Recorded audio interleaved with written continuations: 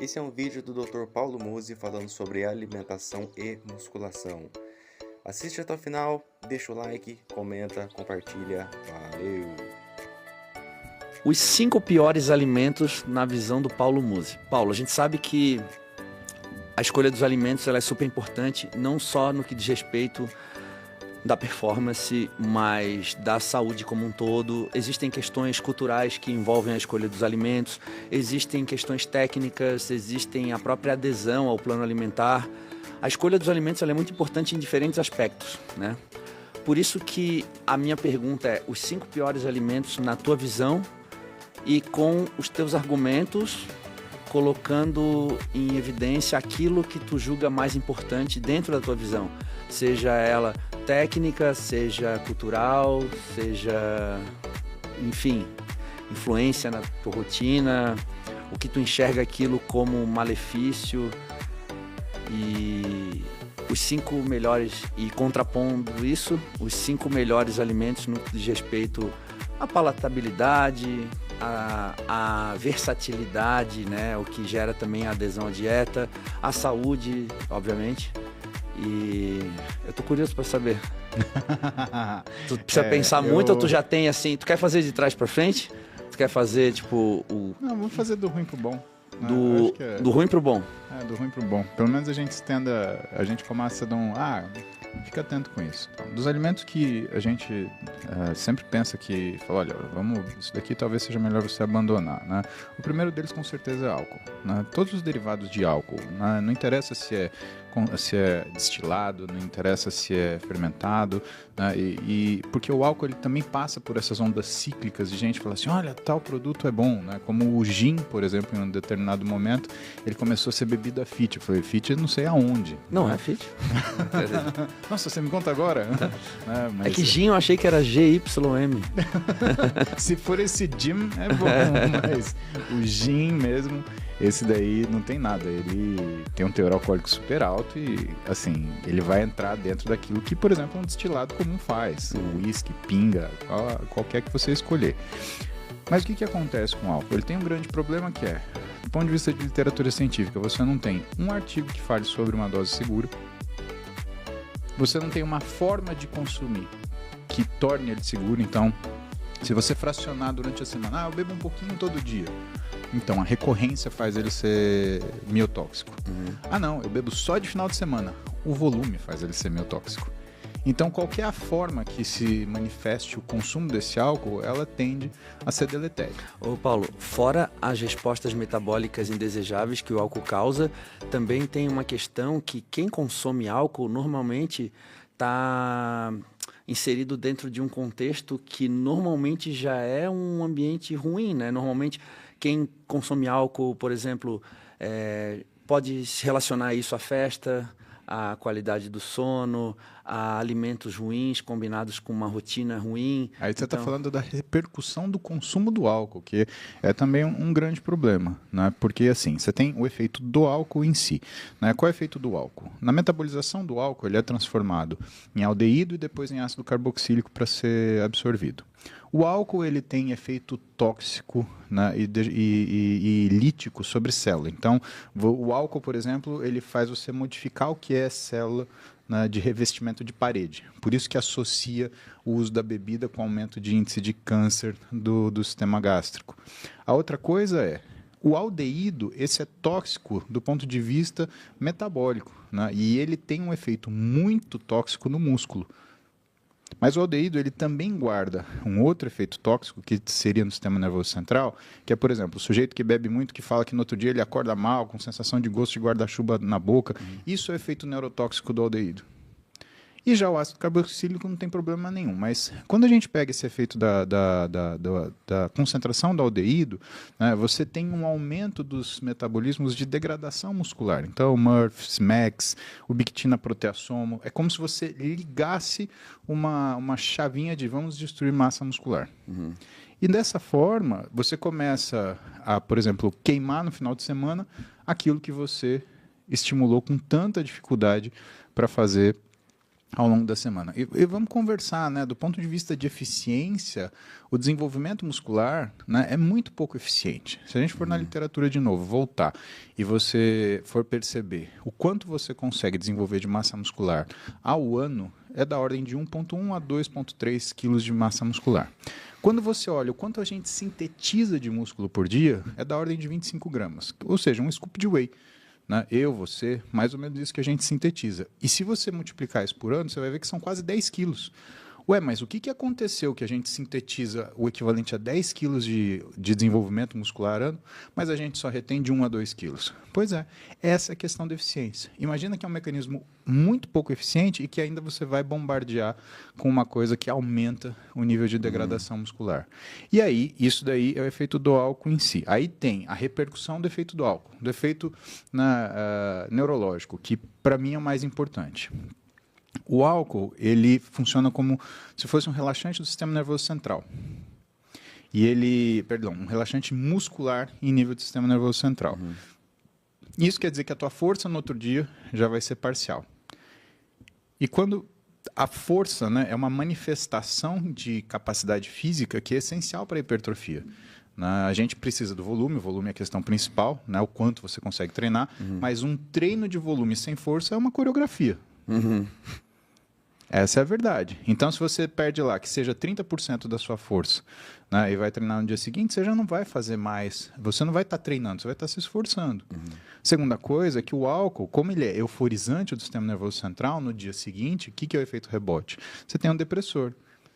E uma das coisas que a gente mais tem falta, né, para treinar é a motivação. Né? Aquele momento do treino é uma coisa que você gosta de fazer, mas é um momento desconfortável. O treino não é confortável, ele é desconfortável. É que nós gostamos de treinar. Imagina você ter que enfrentar uma situação desconfortável com uma cabeça que está virada à chavinha da depressão, ainda que seja transitória. Sim. Né? E nessas condições, aí vem as associações ao álcool. Então, você vai dormir mais tarde, o álcool atrapalha o sono. Ué, mas o álcool me dá um sono? Então, mas como é que você acorda no dia seguinte depois que você bebeu? Bem, tranquilo, refrescado, pronto para outra? É que dormir não significa que dormiu com qualidade, né? Exatamente. Não é que você fechou o olho e apagou que você fez a recuperação que o sono deveria. Igual aquela galera que fala, eu tomo cafeína e não me atrapalha, eu consigo dormir. Beleza, tu consegue dormir, e a qualidade do sono? E que o pessoal mede mal, por quê? Porque, na verdade, o jeito que você mede isso não é quanto você dorme, é como você acorda. Você acorda disposto, porque se você não acordar disposto, né, isso daí já é o padrão que você tem que pensar. E outro problema complicado é que, quando você fala acordar disposto, se você se acostumou muito tempo a acordar indisposto, aquilo é o seu normal. Então, pode ser que você não acorde dando saltos de alegria, né? Mas também você não precisa acordar como se você estivesse se arrastando do sarcófago. Né? E às vezes você acha que se arrastar do sarcófago é normal. É muito comum, quando, por exemplo, tem viagem, né, a pessoa vira e fala assim, nossa, eu não aguento fulano de tal, ele acorda numa felicidade. Né? Isso daí é muito mais para... Não é que ele acorda na felicidade, é que talvez você esteja acordando numa tristeza que não era para ser. Né? E a gente tem que revisitar isso daí. Eu acordo do lado da Carol Saraiva todo dia, então eu não tenho motivo para ficar triste. E aí, Paulo, conseguisse argumentar bem do álcool, me convencer. Se eu ia tomar uma garrafa de vinho hoje, cara, já nem sei se eu vou. Ah, que bom. Eu acho que isso é a única coisa que pra gente, e pra gente, Edu, mesmo que a gente... O que é o problema, assim, do indivíduo muito treinado quando ele consome álcool? Às vezes, ele fragiliza o tecido numa proporção em que a cabeça dele consegue manter o ritmo de treino. Só que um treino forte num tecido frágil é igual lesão. E aí você fala, mas e se for só uma tendinite? Tudo bem, arrasta uma tendinite por 1 mês, 2 meses. Sei bem o que é.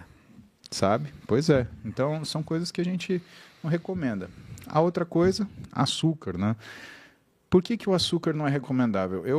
Aí tu tá falando do segundo alimento. O segundo ruim, né? Segundo. Por que o açúcar ele não é recomendável? Bom, porque o problema é que a gente não consome alimentos com açúcar. A gente hoje praticamente consome açúcar na carcaça de algum alimento. Né? Então você vai ver os alimentos que contêm açúcar hoje, eles têm, a maioria da composição dele é açúcar. Então hoje você tem até aquela forma de broxar o cara antes de comprar, né? Alto teor em açúcar adicionado, alto teor em gordura adicionado. E eu achei isso ótimo. Não, ótimo. Porque quando você olha isso, você pensa 2 vezes. Fala, opa, né? Você está olhando uma caixa de um chocolate, por exemplo, extremamente convidativo, mas que você olha lá uma pasta uma Nutella, você fala, pô, vou comer isso. Pô, aquilo é 80%, 60%, sei lá, açúcar. Você está comendo açúcar flavorizado. Né? Na verdade, é isso. Né? E o problema é que quando você olha o que foi a história da alimentação das pessoas ao longo do tempo, não existia abuso do açúcar, Edu. Se você for para Portugal hoje, por exemplo, você vai ver que o doce do português é menos doce que o brasileiro. A gente tem culturalmente, essa coisa da satisfação aumentada. Então, o que começa a acontecer? Aquele açúcar não é suficiente mais. Quando você vai para os Estados Unidos, isso também se manifesta. E uma das coisas que é flagrante nos Estados Unidos é o que eles chamam do dilema das porções. Um muffin nos Estados Unidos, na década de 50, ele pesava 25 gramas. Um muffin nos Estados Unidos hoje pesa de 80 a 110 gramas. Para o paciente que se alimenta assim, ele sempre come um muffin. Mas você entende que ao longo de décadas, esse um muffin ele dobrou, quase triplicou de tamanho? Então, quando você começa a olhar a quantidade de açúcar consumido, aquilo começou a beirar um desequilíbrio causado pelo açúcar, que se você for olhar para qualquer macronutriente, né, você vai ter uma penalidade. Agora, o açúcar, a penalidade é maior. Por quê? Porque ele facilmente modifica o equilíbrio da sua insulina e o equilíbrio da sua glicemia. Né? Tudo bem, o álcool também causa resistência à insulina, né? Que isso é uma coisa que a gente não falou, porque o bebedor eventual, o cara que vai vai consumir o álcool uma vez por semana, uma vez a cada 15 dias, né, ele teria que consumir uma quantidade muito grande para isso ter um grande impacto na parte metabólica dele. Agora, açúcar é todo dia.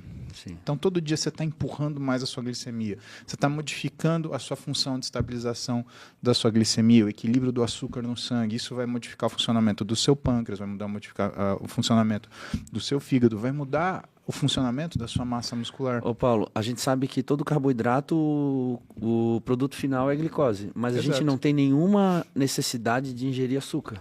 Não existe, porque teoricamente você consegue glicose de todos os outros alimentos. Né? O açúcar ele é realmente um alimento prazeroso, palatável, que ele melhora a palatabilidade do alimento. Que você põe açúcar fica gostoso, fica comível. Eu falo no sentido de necessidade, porque existem muitas pessoas que falam, eu necessito de um chocolate, eu preciso, no sentido de necessidade, mas isso já é uma questão mais comportamental e aí já foge da questão técnica. Exatamente, que é outra coisa, né? A gente sempre falou, o açúcar é um vício, não é bem assim, não existe vício por comida, né? Porque você precisa viver. Né? Tudo que você precisa consumir para sobreviver, né? Não existe uma relação de vício. Aí o que tem o vício é o comportamento. Sim. Eu preciso da sensação de recompensa que o açúcar me dá. Então é isso que a pessoa tem necessidade. Então o que ela está comendo? Ela está comendo a satisfação que ela teria que ter em outra seara da vida dela. Certo. Mas o açúcar ele tem essa facilidade de descontrole. E o mercado não ajuda, porque tudo que tem açúcar tem muito açúcar. Tem um absurdo de açúcar. E quando você olha a química do que é a venda, né, chega a ser meio perverso. Porque, por exemplo, você pega de novo, comida nos Estados Unidos. Tudo nos Estados Unidos é doce. Você já parou para experimentar quando você, nas suas viagens, você foi comer fora da dieta? Quando você foi comer no lanchonete depois da competição? Não, lá é o melhor lugar para furar a dieta. Exato. Você vai comer uma carne, ela é levemente doce, porque tem açúcar no molho. E quase tudo tem molho. Até churrasco para eles tem molho. Barbecue, por exemplo, é doce. Molho barbecue é completamente doce. E assim, Paulo, tu pega a descrição dos ingredientes, o primeiro ingrediente, que é o que tem maior quantidade, é açúcar já. Sempre direto, açúcar. Mesmo que o negócio nem seja tão doce. Exato. Né? É formas de comer açúcar diferente. Então, como você tem esse grande estimulador da palatabilidade, né, ele faz isso, ele faz você comer mais do que você deveria, e aí é outra coisa, a questão da relação. E aquilo que você não está acostumado a comer, ou que tem um paladar que não é um paladar adocicado, você acaba não aceitando mais. Mas isso daqui não está bom. É que nem sal. Você está acostumado a comer comida muito salgada, quando tira o sal, você estranha absurdamente. Tudo bem que se acostuma em 2 semanas, né? Mas o primeiro contato é um contato desagradável. Ou seja, o açúcar fode com o teu paladar. Exatamente. E aí tu nunca mais vai achar vegetal gostoso, porque ele não consegue competir com o açúcar. Exatamente. Terceiro alimento, Paulo. Eu acho que o terceiro alimento, na verdade, são os alimentos com alto teor de gordura. Né? Algum tipo específico? É difícil falar um tipo específico, Edu, porque aí tem duas situações. Tem a situação do alimento in natura e tem a situação do alimento no preparo. O alimento in natura, um exemplo seria nuts. Sim. Né? Eu acho, ele é muito perigoso o nuts, porque o que acontece? Você pega um punhado, se tem 100 gramas, tem 600 calorias na tua mão. Sim. Quer dizer, né, numa pessoa que está fazendo uma dieta lá de 2.000 calorias, 1.800 calorias, 2.200 calorias, cara, 600 calorias, cara, são... Pô, é um quarto da quantidade de caloria do cara. Aquele potinho na mesa de centro na sala, assim, inofensivo. E não é com certeza ali, né? tem quase, talvez mais quantidade de calorias que tu precisa ingerir num dia inteiro. Né? Exatamente. E de um alimento só. E que você come de forma, como é que fala? De forma inconsciente, né? Você e não te sacia, né? Não traz saciedade. Porque não é esse o objetivo. Pode ver que, normalmente, os alimentos baseados em nuts, né? Como é que fala isso? Às vezes eu esqueço só, acho que eu tô ficando velho. Nuts, né? É nuts, né? Oleaginosas? Oleaginosas, perfeito, muito obrigado. Então, quando você tem esses alimentos baseados em oleaginosa, amêndoa, amendoim, castanha... Nesse estilo alimentar, você come como se fosse um aperitivo, você come não como se fosse uma refeição. E tanto que é muito interessante que o nutricionista ele tem ferramentas para detectar isso. A primeira é o recordatório alimentar. Uhum. Agora, é muito interessante que às vezes a pessoa ela não coloca isso no recordatório alimentar, porque ela não conta isso como comida. E aí tem uma outra coisa, que é a pesquisa ativa, né? Que é o recordatório de frequência alimentar. Então, o nutricionista ele pergunta, você come batata frita na semana? Quantas vezes? Aí o cara, pô, é verdade. Você come amendoim na semana? Quantas vezes? Ah, é verdade. Castanha de caju, quanto você come? Aí o cara, é verdade, coloca aqui. E isso acaba sendo um instrumento para o paciente, porque aí ele olha e fala, caramba, mas eu como tudo isso. E quando o nutricionista mostra para o paciente, fala assim, ó, isso que você está comendo de nuts, olha a caloria que você está ingerindo. Então, Paulo, na verdade, seria o teu terceiro alimento ruim, mas, na verdade, ruim no sentido de ele ser perigoso. Perigoso para o abuso. Até porque ele pode também ser muito bom dependendo do contexto, da necessidade e do manuseio, né? E aí você já me quebrou as pernas, porque na parte dos alimentos bons, ele é um que eu ia citar. Mas a gente vai chegar lá. A outra coisa é o preparo do alimento. Vamos supor, por exemplo, um filé de frango de 100 gramas. Um filé de frango de 100 gramas tem alguma coisa entre 120 e 130 calorias, tá? Aí vamos supor que em vez de você comer ele grelhado, aí você vai no restaurante e coma ele a milanesa. Uhum. Quando você faz ele a milanesa, vamos tirar a caloria da farinha, né? Mas ele tem uma capacidade de absorção de óleo de 30% do peso dele. Então ele tem lá suas 120 calorias nos 100 gramas, ele absorve mais 30 gramas de óleo. 30 gramas de óleo vezes 9 quilocalorias por grama são 270 calorias. Aquilo que era para 120 calorias, você transforma em 400. Uhum. Quer dizer, eu acredito, eu gosto de explicar para o meu paciente assim, falo, olha, o nutricionista tem uma moeda para comprar alimento para você. Uhum. E esse orçamento chama-se dieta. Então, quando o nutricionista ele faz um orçamento para você, ele te dá um orçamento, ele não só te dá o orçamento, tipo 2.000 calorias, mas ele te dá os materiais que você vai comprar e que você vai se sentir mais satisfeito. Então, quando você coloca, por exemplo, uma nuts, você tira um prato de arroz, feijão e carne. O que você prefere? Na hora que você está com fome, comer um prato de arroz, feijão e carne ou um punhado de castanha? Uhum. Se a pessoa ela não entende isso, aí não é o alimento que é ruim, na verdade. Né? Aí, o que é ruim é a escolha. Sim. Né? Uhum. Eu acho que, assim, tirando álcool e açúcar, né, que são coisas que a gente industrializou demais e faz abuso com frequência, não existe tanto um alimento vilão. Mas existem alimentos cujo uso pode sustentar um abuso e esse abuso possa se tornar prejudicial. Então, a gente começa com as oleaginosas, né? Ou então com os preparos, com grandes quantidades de óleo que faz a pessoa errar naquilo que é o balanço calórico do dia, né? E aí a gente teria nossos quarto e quinto alimento. Eu acho que o quarto e o quinto alimento, na verdade, a gente pode traduzir por rotinas alimentares excludentes. Então, por exemplo, a pessoa que não come um tipo de macronutriente. Eu nunca como carne vermelha. Eu nunca como peixe. Eu nunca como... Por quê? Em primeiro lugar, porque o paladar ele é composto por variabilidade. Por mais que você goste, por exemplo, de purê de batata, você não vai conseguir comer todo dia pro resto da vida. Por mais que você goste de ovo, você não vai conseguir comer o resto da vida todo dia ovo. E essa variabilidade, ela vai fazer com que você tenha uma seguinte sensação de uma falsa saciedade. Então, você tinha que comer a sua marmita, por exemplo, de ovo e purê, que você está comendo 5 vezes por dia, porque é mais fácil de fazer, vai chegar uma hora que você não vai conseguir comer. E não é porque você não tem fome. É porque aquilo você já não consegue mais ter acesso àquilo do ponto de vista, você não consegue consumir. Só que aí você começa a exacerbar um comer transtornado. Como eu não consigo comer isso, meu nível de fome aumenta até chegar numa situação de descontrole. E aí o que eu faço? Eu saio da dieta e como o que tem na minha frente a quantidade que é para satisfazer a minha ansiedade e não a minha fome. Então, de forma prática, essas dietas que são, né, que seria o quarto, ou excludentes de um tipo de macronutriente, né, ou dietas que são excludentes de uma variabilidade de paladar. Certo. Tá? Você consegue, por exemplo, fazer, né, uma dieta vegetariana ser saudável, mas só com a ajuda de um nutricionista. E já existem diversos estudos que falam exatamente a mesma coisa. Você quer ser vegetariano? Beleza, mas você precisa de um nutricionista para equilibrar a sua alimentação.